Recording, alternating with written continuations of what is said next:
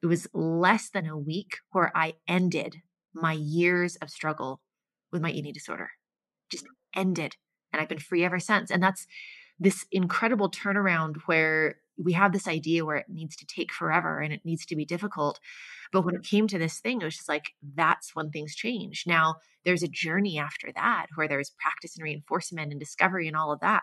But in actually ending that sabotaging behavior, that was like instant when I actually had what worked. And that changed everything.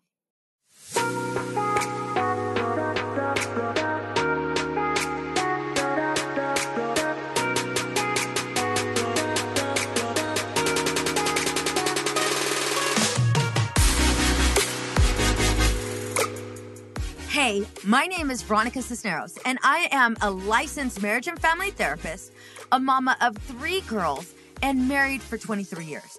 I am obsessed with helping you navigate through the seasons of marriage, helping couples like you break free from feeling like roommates. I will teach you the secrets to having a healthy marriage by providing tools and tips to help you reconnect in a way that you can't keep your hands off each other, where flirting and kissing is the norm in your household. Setting intentional time to date, get to know and support each other's dreams and goals so that you can grow together without keeping score or judging one another. Where you feel seen and heard even when you disagree. Where arguments end with mutual respect and understanding. Where you work together to build and strengthen your family so no one feels like they're carrying the weight of the family on their own. These are the necessary skills your children need for you to model so that they develop healthy relationships and thrive in life. This is the Empowered and Unapologetic Podcast.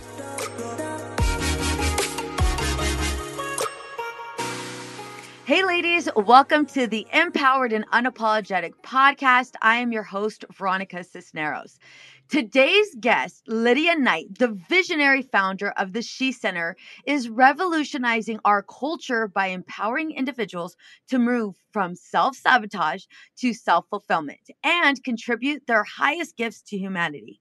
Creator of the Empower, Prosper, and Rise programs, Lydia embodies effective altruism with initiatives that uplift women and children globally. A certified health coach, eating disorder expert, and recipient of the Sacred Service Award, Lydia's groundbreaking approach has earned recognition from major outlets like CBS, NBC, Fox News, Yahoo, and beyond. So, Lydia, welcome to the show. Hello. Hello. Oh, Veronica, so fun to be here. Very excited for our conversation. I am so excited for our conversation. So, can you please share with us, how did you become this guru? Was it just you woke up one morning and you're like, I'm totally going to kill it? Or were there a whole hell of a lot of road bumps along the way?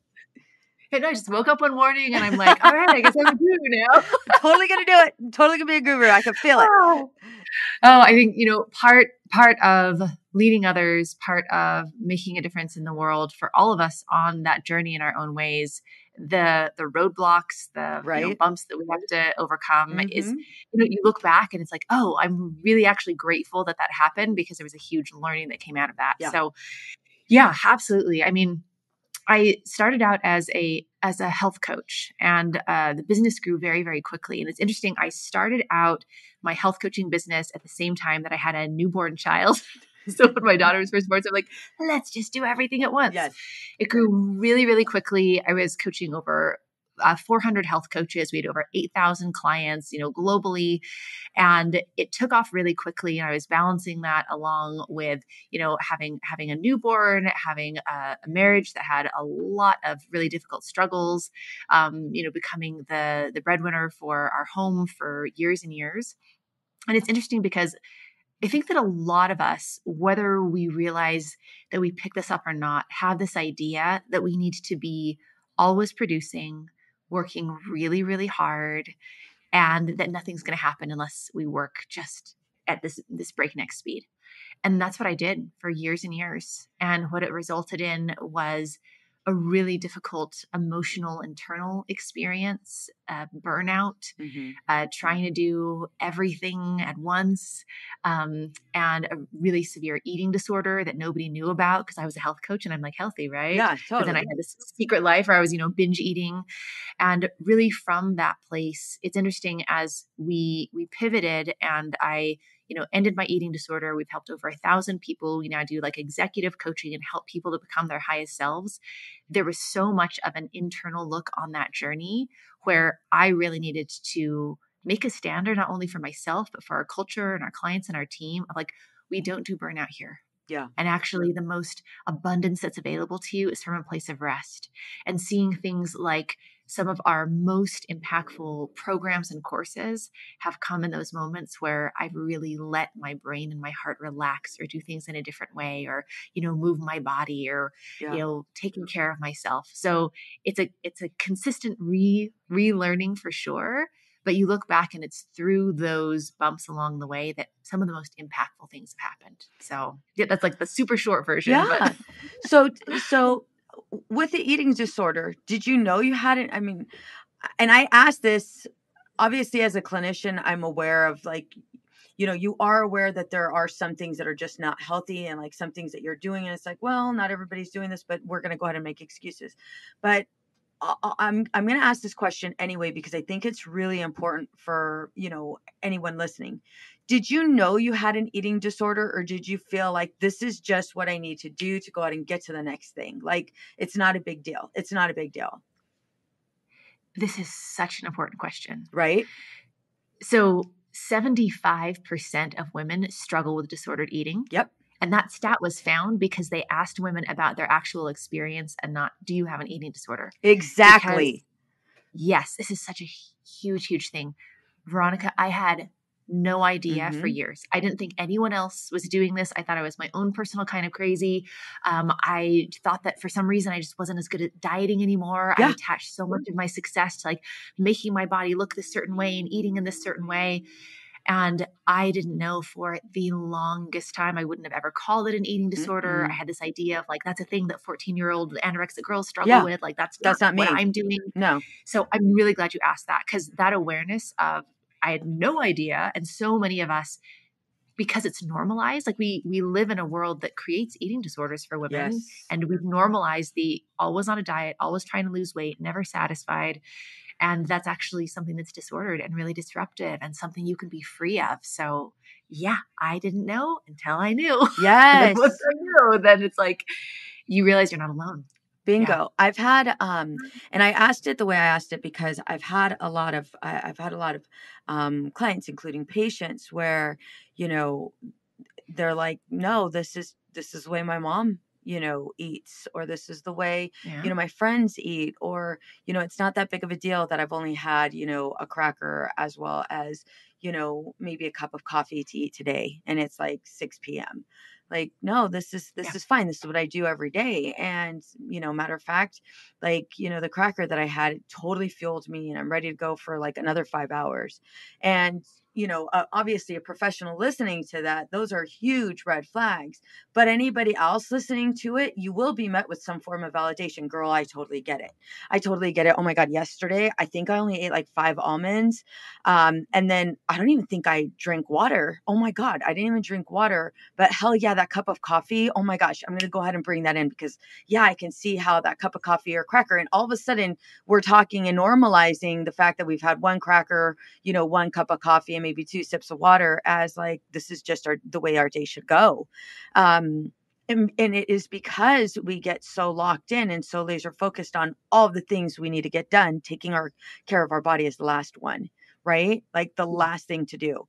So when did you know, like, holy shit, wait a minute, like, this is bad. This is really bad.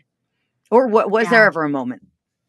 Oh, there was a stark and intense moment where it was very clear. And I think this is why it's so important for us to share our stories, why, the work that you're doing here is so important, because when it's just us struggling alone, we normalize it. We see other people doing it. We think, we just need to push through. And it wasn't until I shared my story. It wasn't until I decided that it was more important to be authentic and open about how I was struggling rather than just try to look like I wasn't until I fixed it and then no one ever needed to know. Mm-hmm.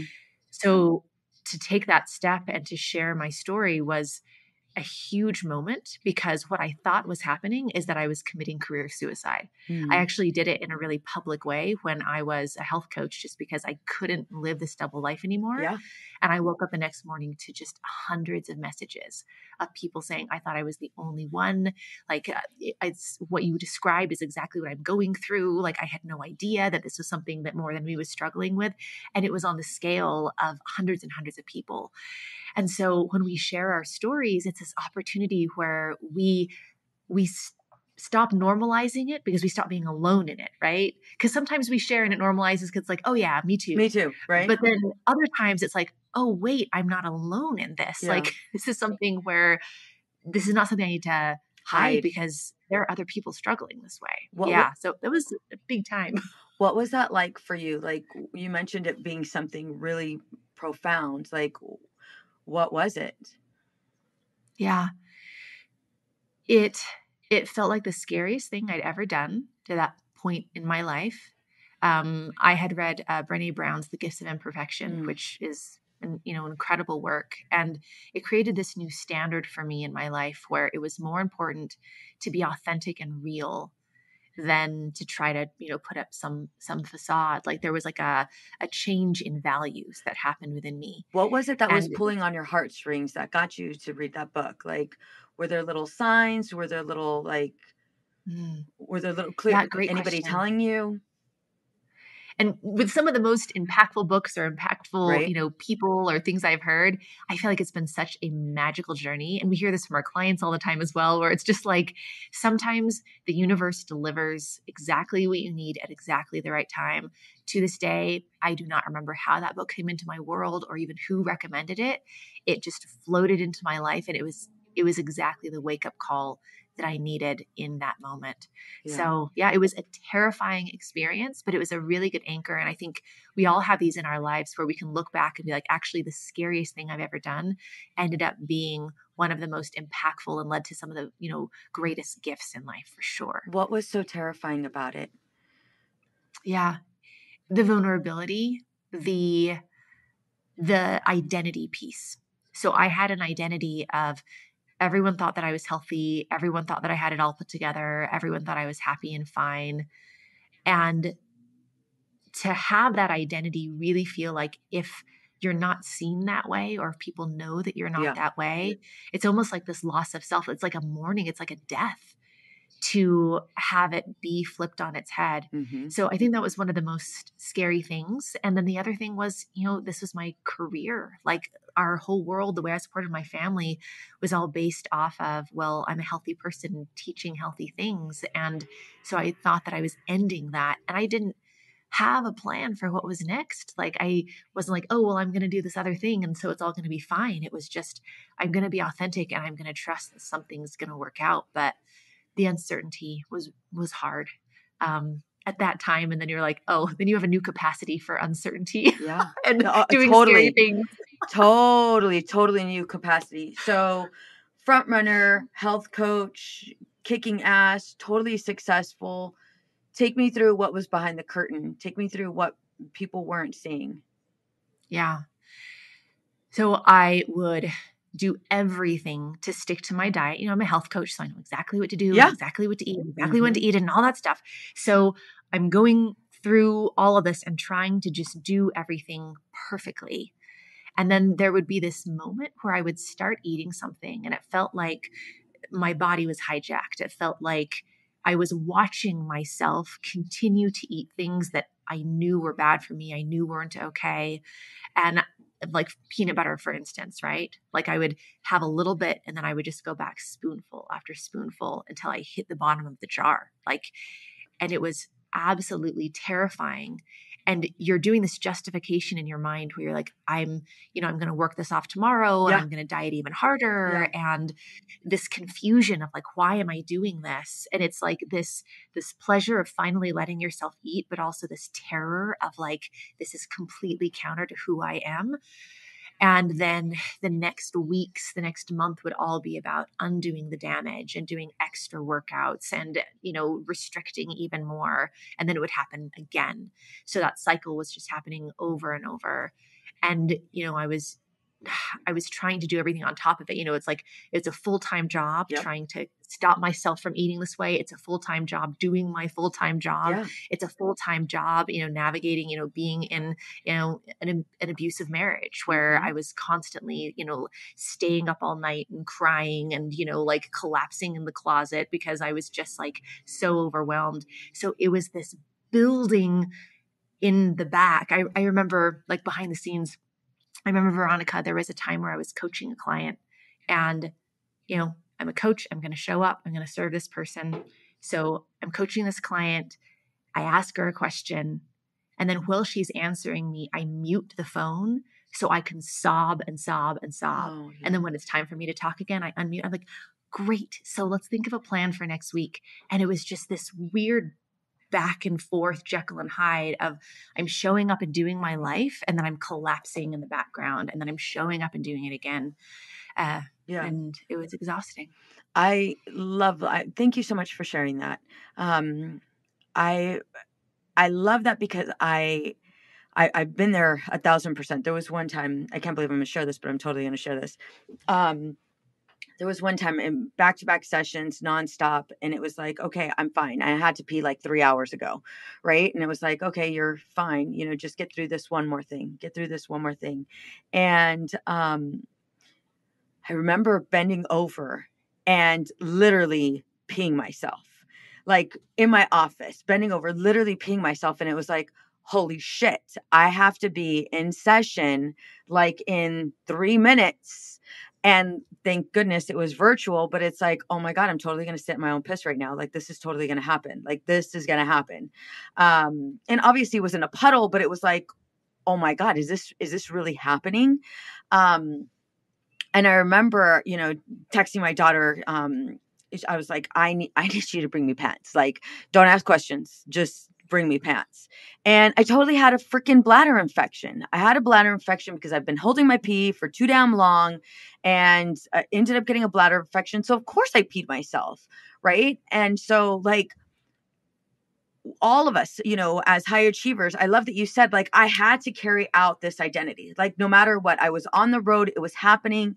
And even if, I'm freaking crying while, in this coaching call, like, I'm still going to go ahead and execute.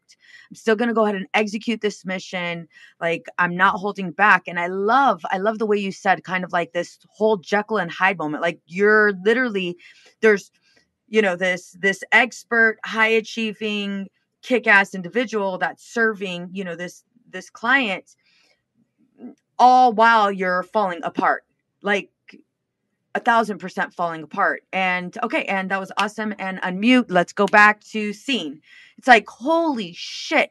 And I want to ask the audience, like, how many times have you guys had those moments where you're like literally either sitting in, your own piss or like breaking down and trying to hold it together? Like, we've all had those moments. And so this is why I appreciate you sharing that, because it's so raw and real. Absolutely. Thank you for sharing that, Veronica. And, for bringing our awareness to those moments. It is incredible to see the high capacity that we build as women to push through, to do things at a level of excellence and to ignore taking care of ourselves at a level where we're able to run on so little. And the concerning thing is that oftentimes it becomes this badge of honor of how little we can give ourselves and how much we can deliver in the world. And that can become connected, where we start associating success and drive with withholding care from ourselves. And it feels like the same thing. And it almost becomes like this weird addictive cycle where anytime we're achieving a lot, we're suffering a lot as well. And that is such an important connection to break.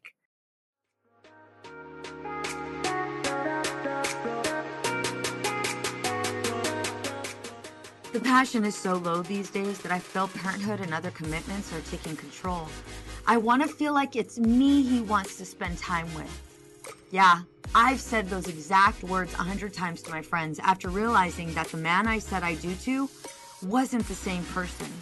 Or was I just imagining it? But here's what I finally realized that changed things for me almost overnight. I started to use 4 simple and effective steps that changed our communication and connection for the better. As a licensed marriage and family therapist, I got excited and started showing my clients, and they too were seeing changes instantly.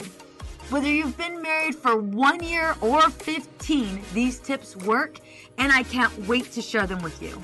Girl, I got you.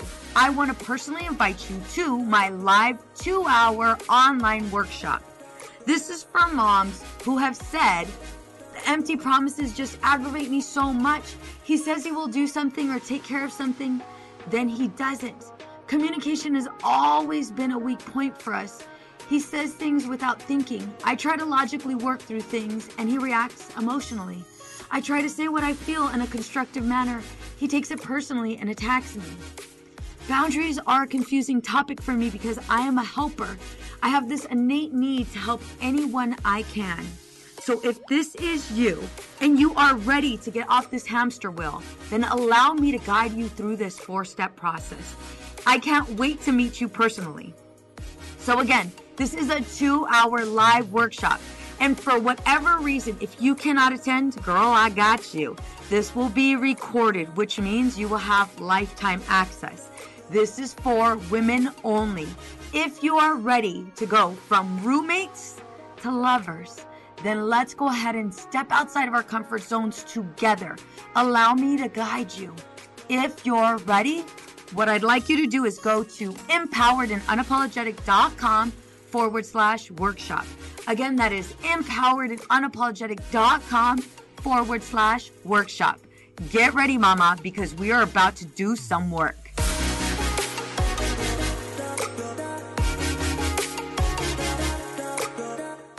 So most of us will go ahead and attach ourselves to a number, that we see on a scale, or a task, or a degree, or a number with regards to whatever we brought in for the month, the week, the day, whatever it is. For you, was it a number? Was it this sense of, control with, okay, I gained this and I'm able to work this off? Like, what would you say, like, was your search for a formula? Yeah, I had like a whole spreadsheet, like quite For literally. real? Yeah. No, Like I an believe it. jacket. Yeah.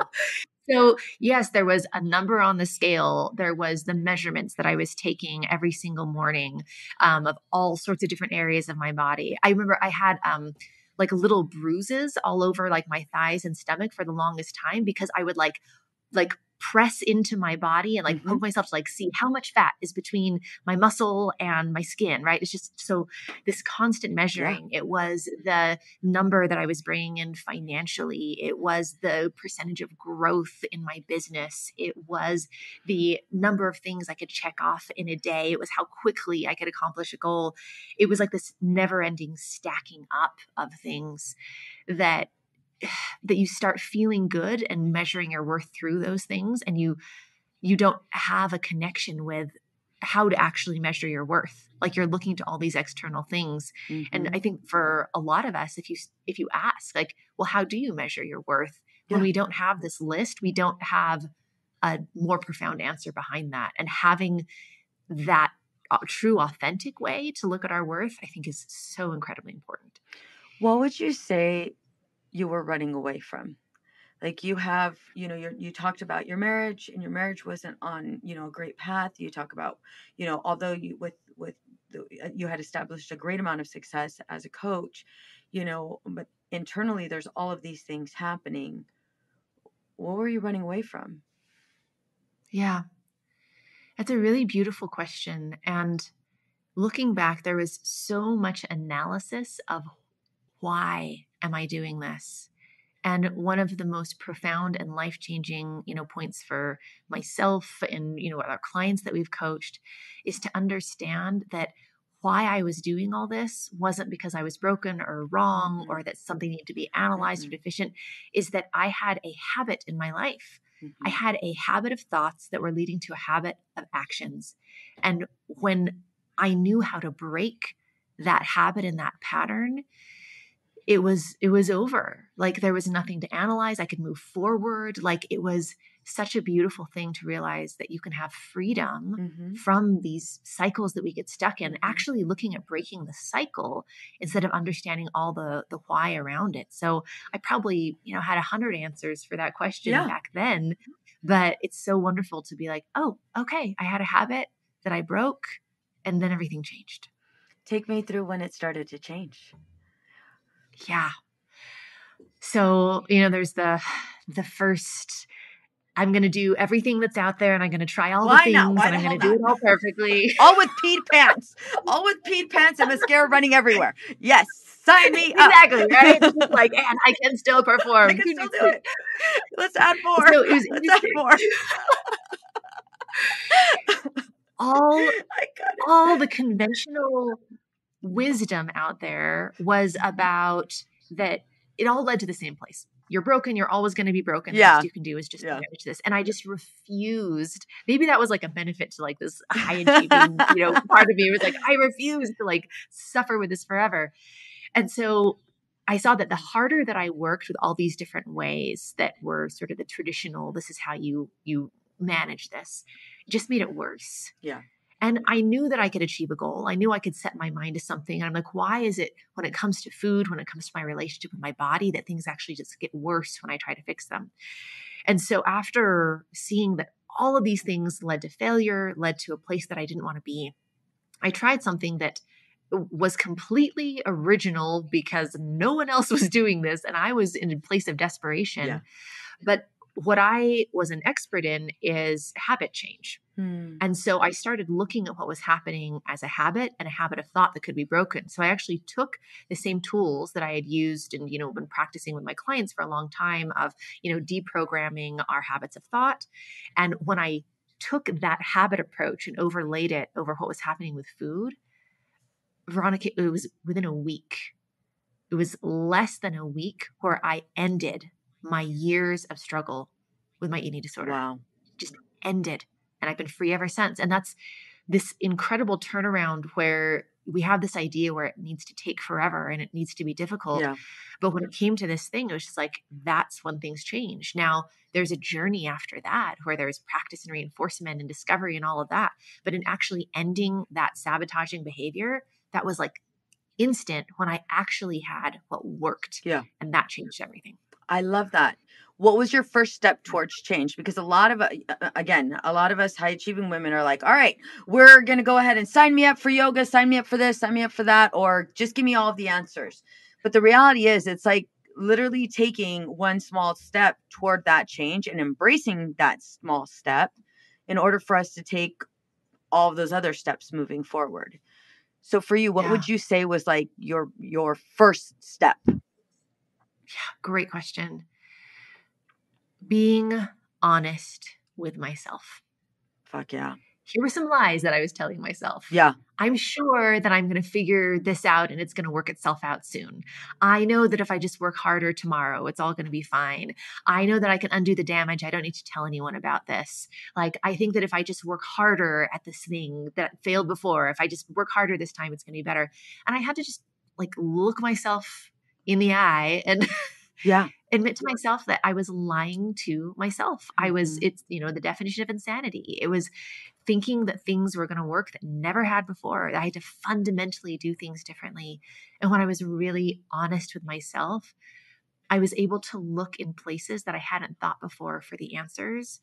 Because when you only have those blinders on where I'm just going to work harder and just do this harder, faster, longer, stronger, then you can actually get off of that hamster wheel. And I think that was one of the very first things, was just admitting to myself what was actually going on.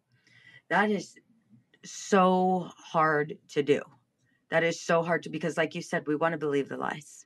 We totally want to believe the lies. It worked 5 years ago. Why wouldn't it work right now? And the reality is, no, it didn't. No, it didn't. It didn't. And it sucks. It sucks saying that. And it sucks, like, owning that as your truth. So I love that that was your first step. I love that. I love that for you. I mean, shit, like I said, it was sitting in pee, or pee jeans. But I love that that was your first step. What do you notice, with working with women? What do you notice is like kind of gets them in this sabotage cycle that prevents them from doing what's required or doing Yeah. what I shouldn't say what's required, making the moves What towards, works, what's effective. right? Making the moves towards what they really want. Yeah, that's great. I mean, so looking at it from a couple different ways, when it comes to our patterns with food, we've been talking about that a bit. The number one reason why these, binge eating, self-sabotaging things happen is because of restrictive dieting. That's a very, very clear connection. And then when we zoom out and we look at the patterns that we get in overall, Mm-hmm. with burnout, with, pleasing everyone else, with, not having the conversations that we need to have, what I really find is the things that hold us back is that we are looking for ways to do it better and to do it more versus ways to fundamentally change those patterns. So a Yeah. good example is, it's like things aren't working in my relationship or at work. How am I more productive? How do I do more in the day? Mm-hmm. How do I maximize my time versus going upstream and really looking at what are you believing that makes you think that just doing more and faster and being able to take care of more is going to fix this? Like, where is that actually coming from? Let's get at the root of where that belief is, where those habits of thoughts lie. And when we can really look at that, then we can see something that is so well beyond and so much more effective than just trying to push through and get better at pushing through and get better at holding in our emotions. It's like, no, we've got to shake things up. We've got to really look at what does it look like when we break the cycle. Mm-hmm. And I think that's one of the biggest things that holds people back is they're trying to do more versus looking at, is what I'm doing even a path that's going to work? Beautiful. Is what I'm doing even a path that's going to work? And no, most of the time that answer is no, especially if you're adding more to your plate, right? Yeah, So absolutely. the work that you do, what would you say is one story, one client, that you feel most proud of, like because of the journey you've gone through? Yeah. I love that. And this is shared with permission. I always share clients' information when they're like, yes, please share my story. But we have an incredible client. Her name is Kati. She's a health professional. She's a doctor. She owns her practice in Europe. And it's just such a great example of all of these principles come together. Because when she first came to us, yes, she had an eating disorder. And because she was a medical professional, she knew the definition is binge eating within every 7 days. So she had planned binges every 8 days. Yeah, done. So she could say she didn't have any We're disorder. gonna Like, go of course, around it no matter what. Hello, as professionals, yep, know there how you to go. do I it. mean, we're smart. Mm-hmm. Mm-hmm.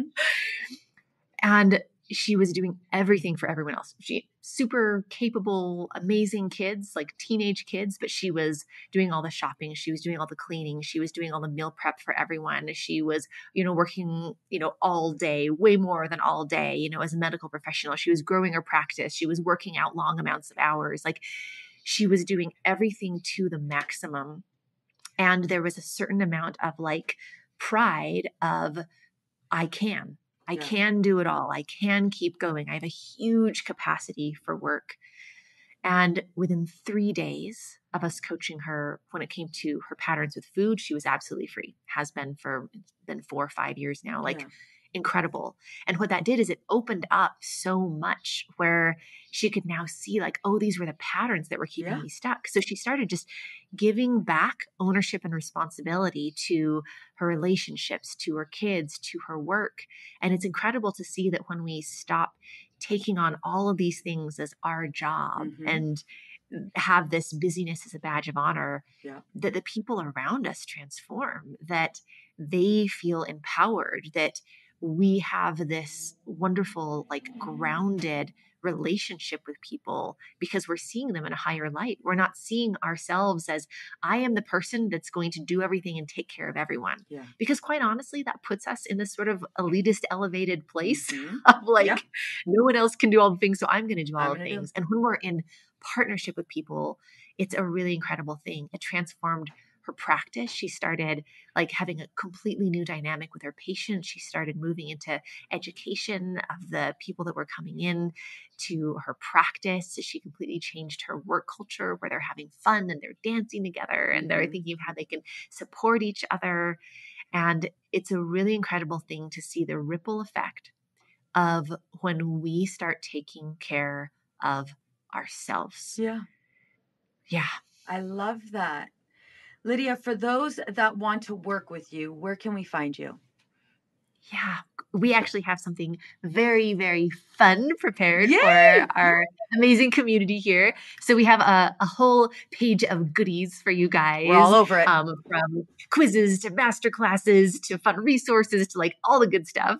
And we have it all on this beautiful page. It's podcast.theshecenter.org/empowered and unapologetic. Yay! With a capital E and a capital U. Yes. So with all that, that'll take them right to an amazing place and, celebrate that you're there, that you're taking action. And we've put that especially together for you guys because thank you. Yeah, this is you guys have to go on that page. But the action that we take is the most important thing. And so I think it's always beautiful to have a way to take action toward the life that we want to live. And even just that first step of taking care of ourselves and finding that balance and living a centered life, like that makes all the difference. 1,000%. How can we follow you on social media? Yes. So the She Center in all the places. TikTok and Instagram and Facebook and all of that. Just look up the She Center. And we have incredible communities, great content there. And, of course, it's growing all the time. So it's a great, great community to be a part of. And we're really moving toward creating a world that's amazing for all of us through female empowerment. So I would just really encourage people, reach out, share your stories, ask questions. And we would love to partner with you in that because that's how we change the world. Lydia, you are doing amazing work. Thank you so much for sharing with us your story. I feel like you and I are like sisters from another mister, like totally, like just like a lot of your story resonates with me personally.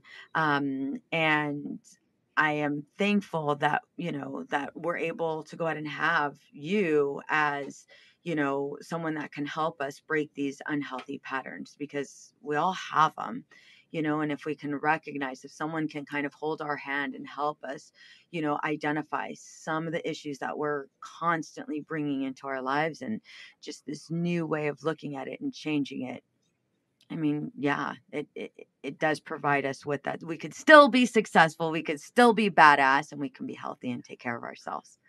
Yeah, even more successful. It's Hell incredible to see. It can feel Way scary more. and brave, but it's like when you rest and take care of yourself. So thank you, Veronica. Like, so inspired by the message that you're putting out into the world. And just thank you for being so authentic and real. And we just need lots of that goodness in the world. So thank you. We're doing it, girl. We're doing it. Yeah, we're doing it.